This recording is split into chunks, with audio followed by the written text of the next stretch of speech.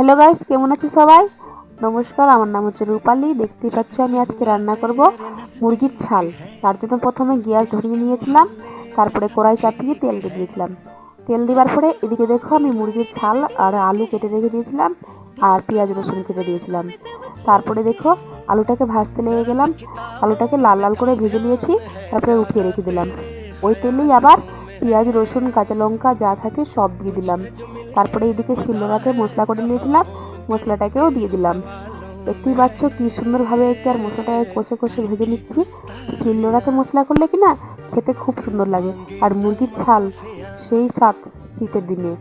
তো দেখতেই পাচ্ছ তারপরে এইদিকে মশলা কষা হয়ে গেছে, আর এদিকে আমি তারপরে মুরগির ছালটাকে দিয়ে দিলাম, তারপরে হলুদ লবণ যা লঙ্কার গুঁড়ো লাগে সব দিয়ে দিলাম। দেওয়ার পরে এদিকে দেখতে পাচ্ছ কি সুন্দরভাবে মাংসটা কষে দিয়েছিলাম। কষার পরে আলু দিয়ে দিলাম, আলু দিয়ে তারপরে হালকা আরও সিদ্ধ করে তারপরে নামিয়ে নিলাম। টাটা।